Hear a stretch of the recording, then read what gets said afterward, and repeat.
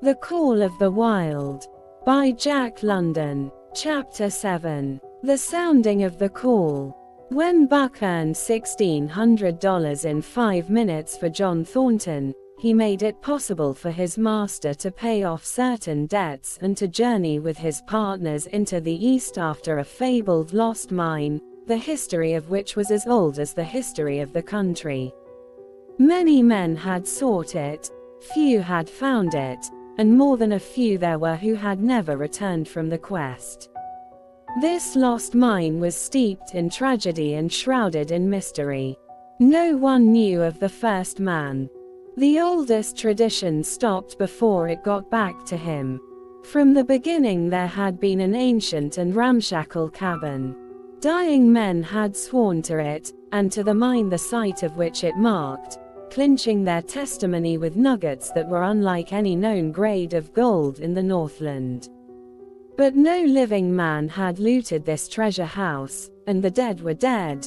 Wherefore John Thornton and Pete and Hans, with Buck and half a dozen other dogs, faced into the east on an unknown trail to achieve where men and dogs as good as themselves had failed. They sledded 70 miles up the Yukon, swung to the left into the Stewart River, past the Mayo and the McQuestion, and held on until the Stewart itself became a streamlet, threading the upstanding peaks which marked the backbone of the continent.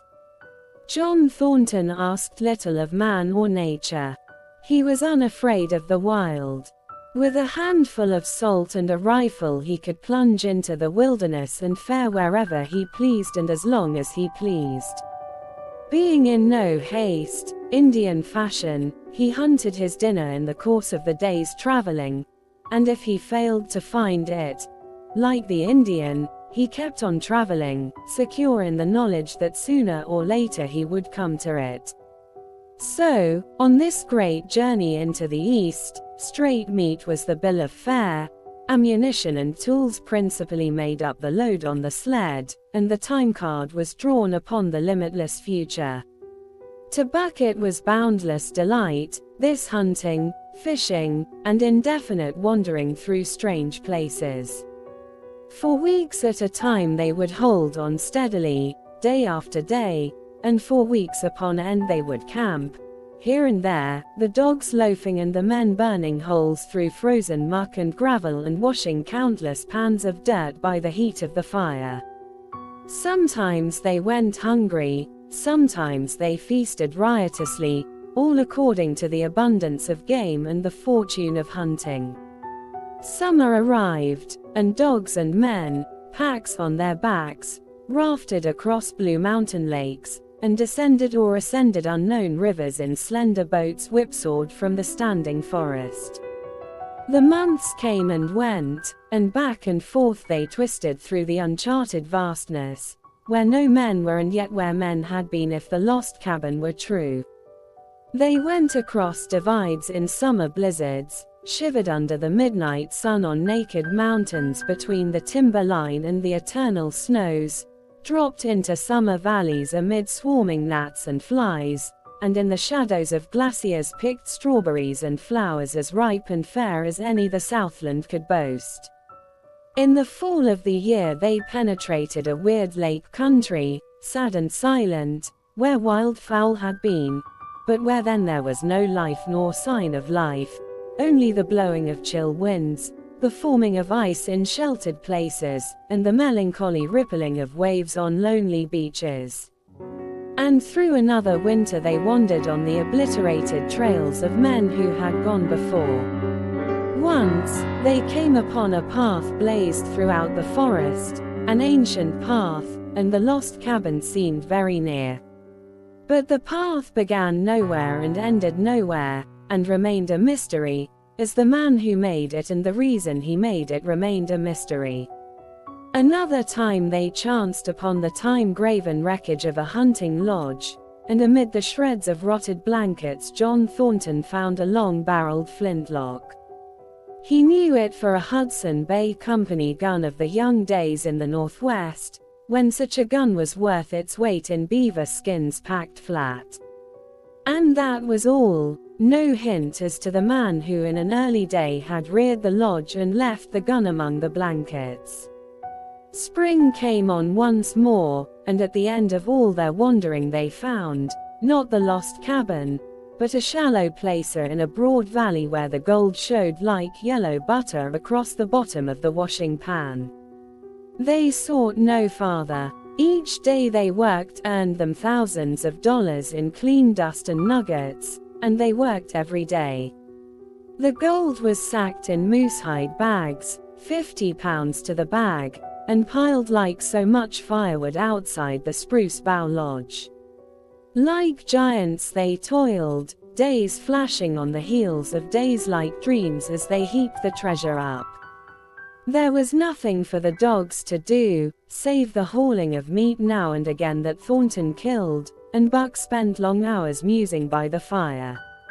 The vision of the short-legged hairy man came to him more frequently, now that there was little work to be done, and often, blinking by the fire, Buck wandered with him in that other world which he remembered.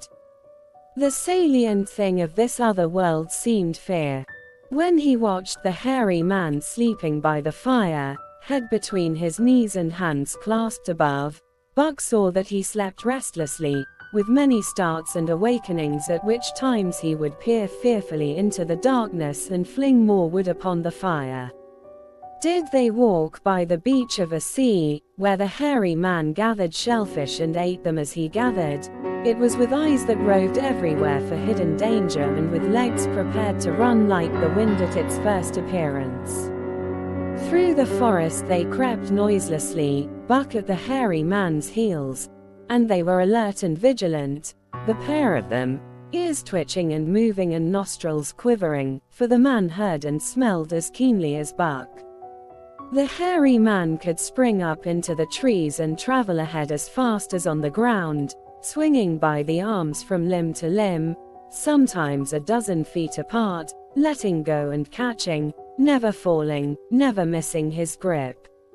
In fact, he seemed as much at home among the trees as on the ground, and Buck had memories of nights of vigil spent beneath the trees wherein the hairy man roosted, holding on tightly as he slept. And closely akin to the visions of the hairy man was the call still sounding in the depths of the forest. It filled him with a great unrest and strange desires. It caused him to feel a vague, sweet gladness, and he was aware of wild yearnings and stirrings for he knew not what. Sometimes he pursued the call into the forest, looking for it as though it were a tangible thing, barking softly or defiantly, as the mood might dictate.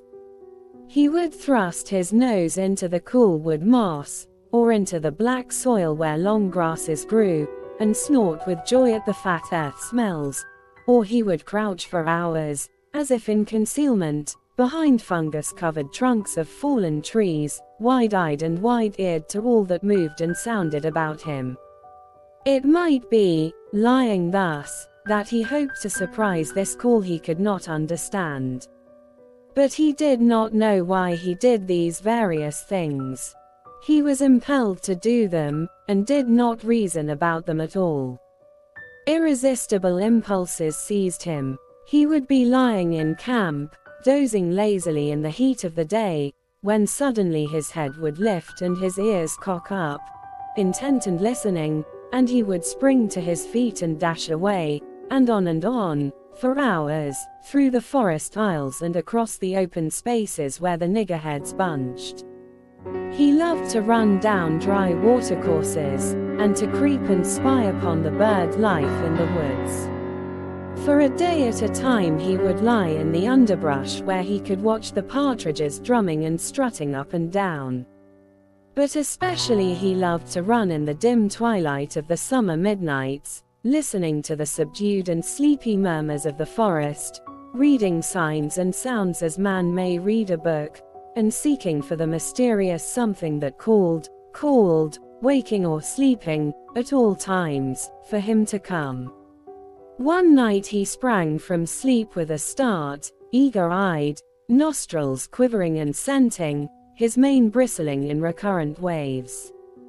From the forest came the call, or one note of it, for the call was many-noted, distinct and definite as never before, a long-drawn howl, like, yet unlike, any noise made by husky dog. And he knew it, in the old familiar way, as a sound heard before. He sprang through the sleeping camp and in swift silence dashed through the woods. As he drew closer to the cry he went more slowly, with caution in every movement, till he came to an open place among the trees, and looking out saw, erect on haunches, with nose pointed to the sky, a long, lean, timber wolf. He had made no noise, yet it ceased from its howling and tried to sense his presence. Buck stalked into the open, half crouching, body gathered compactly together, tail straight and stiff, feet falling with unwanted care. Every movement advertised commingled threatening and overture of friendliness. It was the menacing truce that marks the meeting of wild beasts that prey. But the wolf fled at sight of him. He followed, with wild leapings, in a frenzy to overtake. He ran him into a blind channel, in the bed of the creek, where a timber jam barred the way. The wolf whirled about, pivoting on his hind legs after the fashion of Joe and of all cornered husky dogs, snarling and bristling, clipping his teeth together in a continuous and rapid succession of snaps. Buck did not attack, but circled him about and hedged him in with friendly advances. The wolf was suspicious and afraid, for Buck made 3 of him in weight, while his head barely reached Buck's shoulder. Watching his chance, he darted away, and the chase was resumed. Time and again he was cornered, and the thing repeated, though he was in poor condition or Buck could not so easily have overtaken him. He would run till Buck's head was even with his flank, when he would whirl around at bay, only to dash away again at the first opportunity. But in the end Buck's pertinacity was rewarded, for the wolf, finding that no harm was intended, finally sniffed noses with him. Then they became friendly, and played about in the nervous, half-coy way with which fierce beasts belie their fierceness. After some time of this the wolf started off at an easy lope in a manner that plainly showed he was going somewhere. He made it clear to Buck that he was to come, and they ran side by side through the somber twilight, straight up the creek bed, into the gorge from which it issued, and across the bleak divide where it took its rise. On the opposite slope of the watershed they came down into a level country where were great stretches of forest and many streams, and through these great stretches they ran steadily, hour after hour, the sun rising higher and the day growing warmer. Buck was wildly glad. He knew he was at last answering the call, running by the side of his wood brother toward the place from where the call surely came. Old memories were coming upon him fast, and he was stirring to them as of old he stirred to the realities of which they were the shadows. He had done this thing before, somewhere in that other and dimly remembered world, and he was doing it again, now, running free in the open, the unpacked earth underfoot, the wide sky overhead. They stopped by a running stream to drink, and, stopping, Buck remembered John Thornton. He sat down. The wolf started on toward the place from where the call surely came, then returned to him, sniffing noses and making actions as though to encourage him. But Buck turned about and started slowly on the back track. For the better part of an hour the wild brother ran by his side, whining softly. Then he sat down, pointed his nose upward, and howled. It was a mournful howl, and as Buck held steadily on his way he heard it grow faint and fainter until it was lost in the distance. John Thornton was eating dinner when Buck dashed into camp and sprang upon him in a frenzy of affection, overturning him, scrambling upon him, licking his face, biting his hand, playing the general tomfool, as John Thornton characterized it, the while he shook Buck back and forth and cursed him lovingly. For 2 days and nights Buck never left camp, never let Thornton out of his sight. He followed him about at his work, watched him while he ate, saw him into his blankets at night and out of them in the morning. But after 2 days the call in the forest began to sound more imperiously than ever. Buck's restlessness came back on him, and he was haunted by recollections of the wild brother, and of the smiling land beyond the divide and the run side by side through the wide forest stretches. Once again he took to wandering in the woods, but the wild brother came no more, and though he listened through long vigils, the mournful howl was never raised. He began to sleep out at night, staying away from camp for days at a time, and once he crossed the divide at the head of the creek and went down into the land of timber and streams. There he wandered for a week, seeking vainly for fresh sign of the wild brother, killing his meat as he traveled and traveling with the long, easy lope that seems never to tire. He fished for salmon in a broad stream that emptied somewhere into the sea, and by this stream he killed a large black bear, blinded by the mosquitoes while likewise fishing, and raging through the forest helpless and terrible. Even so, it was a hard fight, and it aroused the last latent remnants of Buck's ferocity. And 2 days later, when he returned to his kill and found a dozen wolverines quarreling over the spoil, he scattered them like chaff, and those that fled left 2 behind who would quarrel no more. The blood longing became stronger than ever before. He was a killer, a thing that preyed, living on the things that lived, unaided, alone, by virtue of his own strength and prowess, surviving triumphantly in a hostile environment where only the strong survived. Because of all this he became possessed of a great pride in himself, which communicated itself like a contagion to his physical being. It advertised itself in all his movements, was apparent in the play of every muscle, spoke plainly as speech in the way he carried himself, and made his glorious furry coat if anything more glorious. But for the stray brown on his muzzle and above his eyes, and for the splash of white hair that ran midmost down his chest, he might well have been mistaken for a gigantic wolf, larger than the largest of the breed.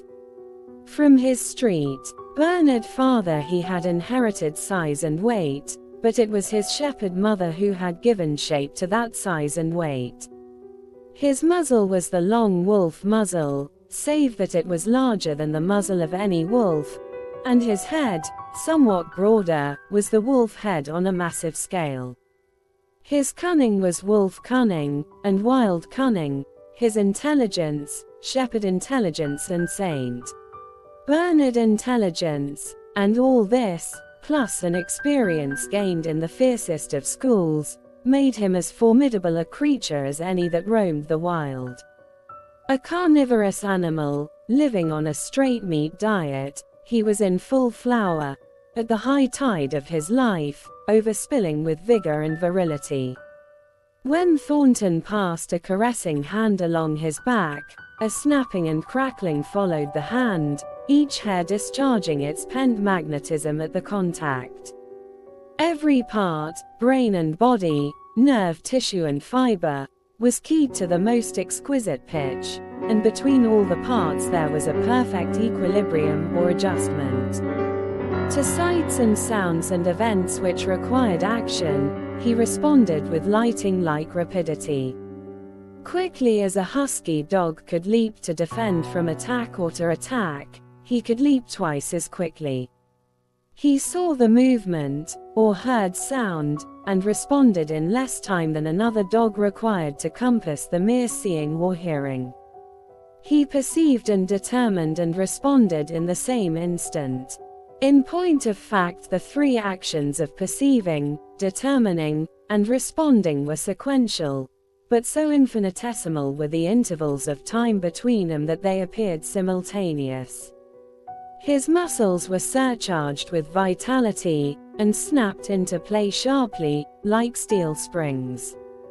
Life streamed through him in splendid flood, glad and rampant, until it seemed that it would burst him asunder in sheer ecstasy and put forth generously over the world. Part 2. "Never was there such a dog," said John Thornton one day, as the partners watched Buck marching out of camp. "When he was made, the mold was broke," said Pete. P.Y. Jingo. "I think so, Mini-Self," Hans affirmed. They saw him marching out of camp, but they did not see the instant and terrible transformation which took place as soon as he was within the secrecy of the forest. He no longer marched. At once he became a thing of the wild, stealing along softly, cat-footed, a passing shadow that appeared and disappeared among the shadows. He knew how to take advantage of every cover, to crawl on his belly like a snake, and like a snake to leap and strike. He could take a ptarmigan from its nest, kill a rabbit as it slept, and snap in mid-air the little chipmunks fleeing a second too late for the trees.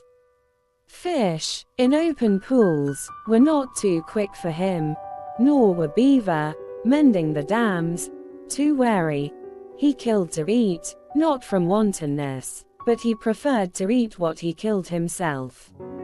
So a lurking humor ran through his deeds, and it was his delight to steal upon the squirrels, and, when he all but had them, to let them go, chattering in mortal fear to the tree-tops.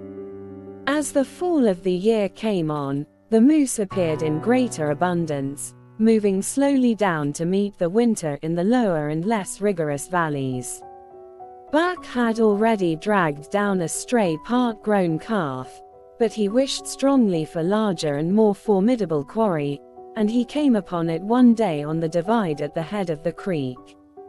A band of 20 moose had crossed over from the land of streams and timber, and chief among them was a great bull. He was in a savage temper, and, standing over 6 feet from the ground, was as formidable an antagonist as even Buck could desire. Back and forth the bull tossed his great palmated antlers, branching to 14 points and embracing 7 feet with the tips. His small eyes burned with a vicious and bitter light, while he roared with fury at sight of Buck. From the bull's side, just forward of the flank, protruded a feathered arrow end, which accounted for his savageness. Guided by that instinct which came from the old hunting days of the primordial world, Buck proceeded to cut the bull out from the herd. It was no slight task. He would bark and dance about in front of the bull, just out of reach of the great antlers and of the terrible splay hoofs which could have stamped his life out with a single blow. Unable to turn his back on the fanged danger and go on, the bull would be driven into paroxysms of rage. At such moments he charged Buck, who retreated craftily, luring him on by a simulated inability to escape.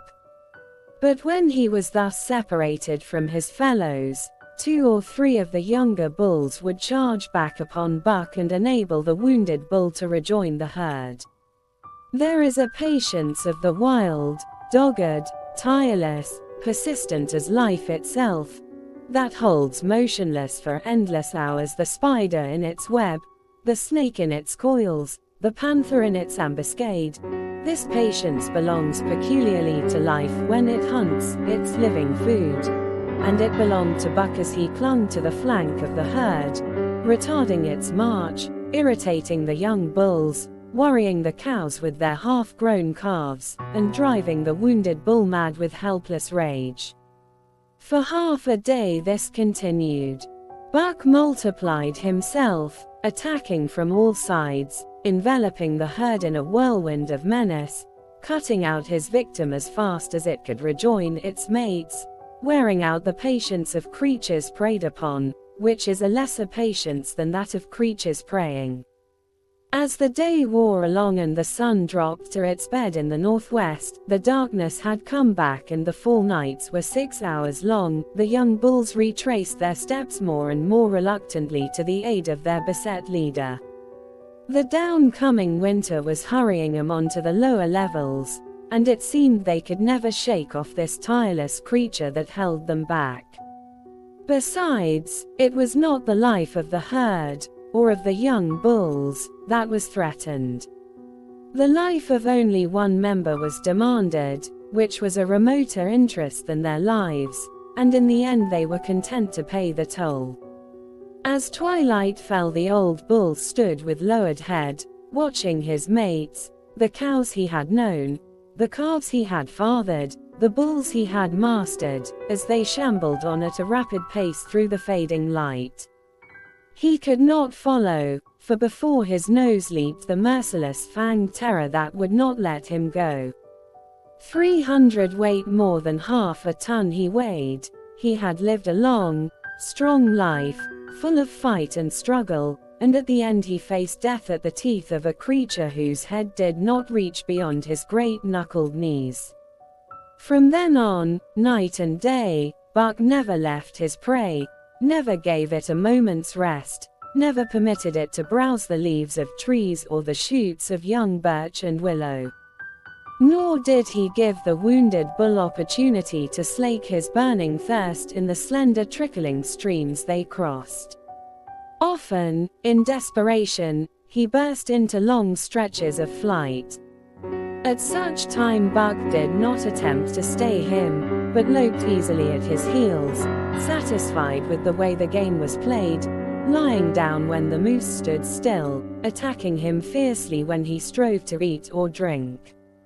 The great head drooped more and more under its tree of horns, and the shambling trot grew weaker and weaker. He took to standing for long periods, with nose to the ground and dejected ears dropped limply, and Buck found more time in which to get water for himself and in which to rest. At such moments, panting with red lolling tongue and with eyes fixed upon the big bull, it appeared to Buck that a change was coming over the face of things. He could feel a new stir in the land. As the moose were coming into the land, other kinds of life were coming in. Forest and stream and air seemed palpitant with their presence. The news of it was borne in upon him, not by sight, or sound, or smell, but by some other and subtler sense. He heard nothing, saw nothing, yet knew that the land was somehow different, that through it strange things were afoot and ranging, and he resolved to investigate after he had finished the business in hand. At last, at the end of the 4th day, he pulled the great moose down. For a day and a night he remained by the kill, eating and sleeping, turn and turn about. Then, rested, refreshed and strong, he turned his face toward camp and John Thornton. He broke into the long easy lope, and went on, hour after hour, never at loss for the tangled way, heading straight home through strange country with a certitude of direction that put man and his magnetic needle to shame. As he held on he became more and more conscious of the new stir in the land. There was life abroad in it different from the life which had been there throughout the summer. No longer was this fact borne in upon him in some subtle, mysterious way. The birds talked of it, the squirrels chattered about it, the very breeze whispered of it.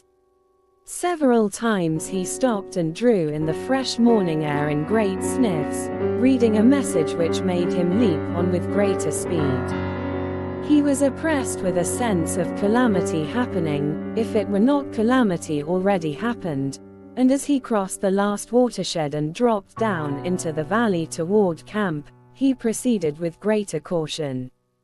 3 miles away he came upon a fresh trail that sent his neck hair rippling and bristling. It led straight toward camp and John Thornton. Buck hurried on, swiftly and stealthily, every nerve straining and tense, alert to the multitudinous details which told the story, all but the end. His nose gave him a varying description of the passage of the life on the heels of which he was traveling. He remarked the pregnant silence of the forest. The bird life had flitted. The squirrels were in hiding. One only he saw, a sleek grey fellow, flattened against a grey dead limb so that he seemed a part of it, a woody excrescence upon the wood itself. As Buck slid along with the obscureness of a gliding shadow, his nose was jerked suddenly to the side as though a positive force had gripped and pulled it. He followed the new scent into a thicket and found Nig. He was lying on his side, dead where he had dragged himself, an arrow protruding, head and feathers, from either side of his body. 100 yards farther on, Buck came upon one of the sled dogs Thornton had bought in Dawson. This dog was thrashing about in a death struggle, directly on the trail, and Buck passed around him without stopping. From the camp came the faint sound of many voices, rising and falling in a sing-song chant. Bellying forward to the edge of the clearing, he found Hans, lying on his face, feathered with arrows like a porcupine.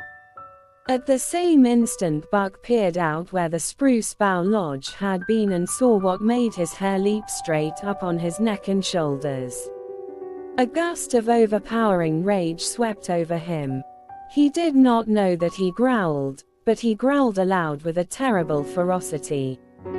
For the last time in his life he allowed passion to usurp cunning and reason, and it was because of his great love for John Thornton that he lost his head. The Yeehats were dancing about the wreckage of the Spruce Bough Lodge when they heard a fearful roaring and saw rushing upon them an animal the like of which they had never seen before. It was Buck, a live hurricane of fury, hurling himself upon them in a frenzy to destroy. He sprang at the foremost man, it was the chief of the Yeehats, ripping the throat wide open till the rent jugular spouted a fountain of blood. He did not pause to worry the victim, but ripped in passing, with the next bound tearing wide the throat of a second man. There was no withstanding him. He plunged about in their very midst, tearing, rending, destroying, in constant and terrific motion which defied the arrows they discharged at him.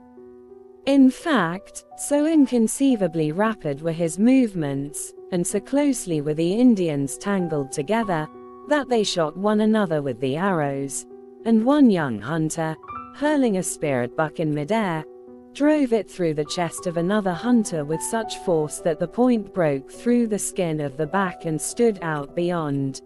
Then a panic seized the Yeehats, and they fled in terror to the woods, proclaiming as they fled the advent of the evil spirit.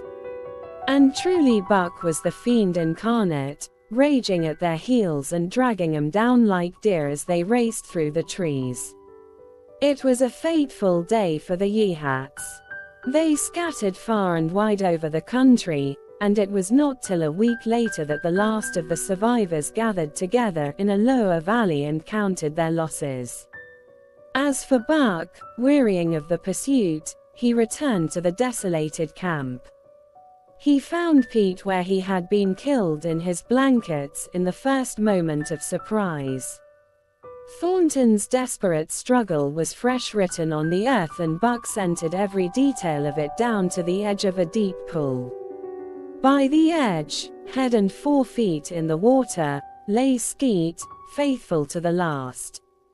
The pool itself, muddy and discolored from the sluice boxes, effectually hid what it contained, and it contained John Thornton, for Buck followed his trace into the water, from which no trace led away. All day Buck brooded by the pool or roamed restlessly about the camp. Death, as a cessation of movement, as a passing out and away from the lives of the living, he knew, and he knew John Thornton was dead. It left a great void in him, somewhat akin to hunger, but a void which ached, and which food could not fill. At times, when he paused to contemplate the carcasses of the Yehats, he forgot the pain of it. And at such times he was aware of a great pride in himself, a pride greater than any he had yet experienced.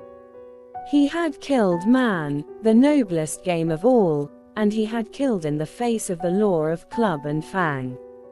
He sniffed the bodies curiously. They had died so easily. It was harder to kill a husky dog than them. They were no match at all, were it not for their arrows and spears and clubs. Thenceforward he would be unafraid of them except when they bore in their hands their arrows, spears and clubs. Night came on, and a full moon rose high over the trees into the sky, lighting the land till it lay bathed in ghostly day. And with the coming of the night, brooding and mourning by the pool, Buck came alive to a stirring of the new life in the forest other than that which the Yehats had made. He stood up, listening and scenting. From far away drifted a faint, sharp yelp, followed by a chorus of similar sharp yelps. As the moments passed, the yelps grew closer and louder. Again Buck knew them as things heard in that other world which persisted in his memory. He walked to the center of the open space and listened. It was the call, the many-noted call, sounding more luringly and compelling than ever before. And as never before, he was ready to obey. John Thornton was dead. The last tie was broken. Man and the claims of man no longer bound him. Hunting their living meat, as the Yehats were hunting it, on the flanks of the migrating moose, the wolf pack had at last crossed over from the land of streams and timber and invaded Buck's Valley. Into the clearing where the moonlight streamed, they poured in a silvery flood, and in the center of the clearing stood Buck, motionless as a statue, waiting their coming. They were awed, so still and large he stood, and a moment's pause fell, till the boldest one leaped straight for him. Like a flash Buck struck, breaking the neck. Then he stood, without movement, as before, the stricken wolf rolling in agony behind him. 3 others tried it in sharp succession, and one after the other they drew back, streaming blood from slashed throats or shoulders. This was sufficient to fling the whole pack forward, pell-mell, crowded together, blocked and confused by its eagerness to pull down the prey. Buck's marvelous quickness and agility stood him in good stead. Pivoting on his hind legs, and snapping and gashing, he was everywhere at once, presenting a front which was apparently unbroken, so swiftly did he whirl and guard from side to side. But to prevent them from getting behind him, he was forced back, down past the pool and into the creek bed, till he brought up against a high gravel bank. He worked along to a right angle in the bank which the men had made in the course of mining, and in this angle he came to bay, protected on 3 sides and with nothing to do but face the front. And so well did he face it, that at the end of half an hour the wolves drew back discomfited. The tongues of all were out and lolling, the white fangs showing cruelly white in the moonlight. Some were lying down with heads raised and ears pricked forward, others stood on their feet, watching him, and still others were lapping water from the pool. One wolf, long and lean and gray, advanced cautiously, in a friendly manner, and Buck recognized the wild brother with whom he had run for a night and a day. He was whining softly, and, as Buck whined, they touched noses. Then an old wolf, gaunt and battle-scarred, came forward. Buck wreathed his lips into the preliminary of a snarl, but sniffed noses with him. Whereupon the old wolf sat down, pointed nose at the moon, and broke out the long wolf howl. The others sat down and howled. And now the call came to Buck in unmistakable accents. He, too, sat down and howled. This over, He came out of his angle and the pack crowded around him, sniffing in half-friendly, half-savage manner. The leaders lifted the yelp of the pack and sprang away into the woods. The wolves swung in behind, yelping in chorus. And Buck ran with them, side by side with the wild brother, yelping as he ran. And here may well end the story of Buck. The years were not many when the Yehats noted a change in the breed of timber wolves, for some were seen with splashes of brown on head and muzzle, and with a rift of white centering down the chest. But more remarkable than this, the Yehats tell of a ghost dog that runs at the head of the pack. They are afraid of this ghost dog, for it has cunning greater than they, stealing from their camps in the fierce winters, robbing their traps, slaying the dogs, and defying their bravest hunters. Nay, the tale grows worse. Hunters there are who fail to return to the camp, and hunters there have been whom their tribesmen found with throats slashed cruelly open and with wolf prints about them in the snow greater than the prints of any wolf. Each fall, when the Yehats follow the movement of the moose, there is a certain valley which they never enter. And women there are who become sad when the word goes over the fire of how the evil spirit came to select that valley for an abiding place. In the summers there is one visitor, however, to that valley, of which the Yehats do not know. It is a great, gloriously coated wolf, like, and yet unlike, all other wolves. He crosses alone from the smiling timber land and comes down into an open space among the trees.